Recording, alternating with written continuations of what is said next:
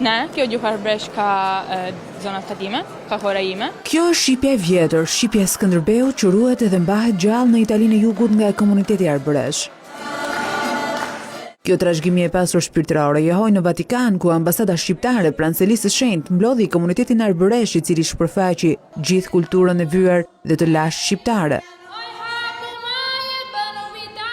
Nën kujdesin dhe kurimin e ambasadores shqiptare pranë Selisë së Shenjtë dhe urdhrit sovran ushtarak të Maltës, Majlinda Frangaj, ky event i rëndësishëm aq sa kulturor dhe shpirtëror, bashkoi në një çati ambasador të vendeve europiane, ministrin e turizmit, kulturës dhe sportit Blendi Gonxha, ministrin e bujqësisë dhe zhvillimit rural Andi Salla, kryebashkiak të komunave ku jetojnë arbëreshët, konsuj, studiues, albanolog dhe përfaqësues të politikës së vendit fqinj, që në më shumë se 4 orë ndoqën me vëmendje ajkën e historisë arbëreshe të më shumë se 5 shekujve trashëgimi. Rëndësishme pjesëmarrja e 2 ministrave, sepse në prezencën e të gjithë të pranishmëve ishte kujdesi i institucioneve shqiptare. Kjo pjesë e historisë, e cila u vlerësua dhe nga trupi diplomatik dhe ngjalli shumë interes, për mua ishte një kënaqësi e veçantë. Ky takim nxori në pap pikërisht lidhjen e arbëreshëve me vendin e të parëve.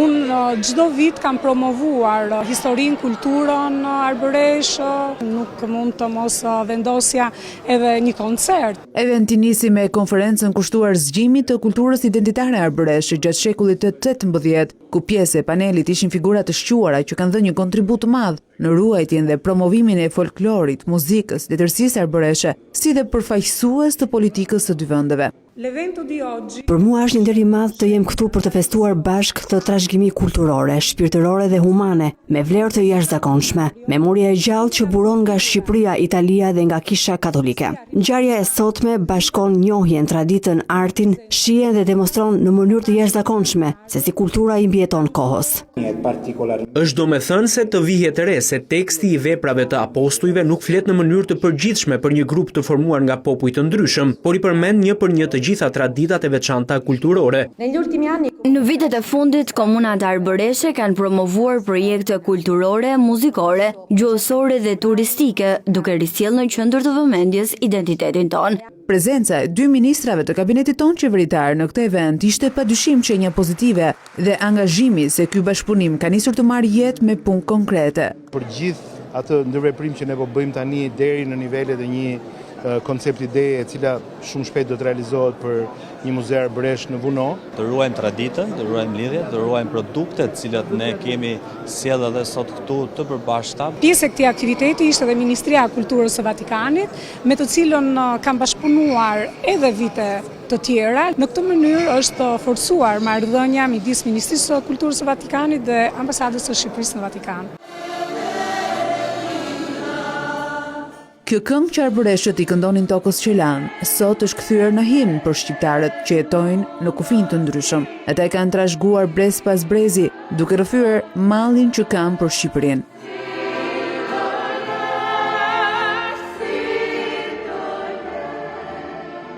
Pasuria arbërore është aq e madhe sa që ka befazuar dhe vetë studiuesit përmes dokumenteve që kanë gjetur në arkiva. Është me të vërtetë një trashëgimi kulturore jo materiale, që është, ne mendojmë se ka të drejtën që të jetë një pronë e UNESCO-s. Ky event i jashtëzakonshëm nxori në pa edhe sipërmarrjen e vazhdueshme të përfaqësisë shqiptare dhe urdhrit sovran ushtarak të Maltës pranë Selisë së Shenjtë në promovimin e kulturës arbëreshe në nivele të larta akademike, diplomatësh dhe politike. Me këtë aktivitet, Ambasada e Shqipërisë në Vatikan mbylli vitin jubilar, i cili u hap në Krishtlindjen e vitit 2024, u hap porta e shenjtë nga Papa Francesco dhe do mbyllet me 6 janar 2026.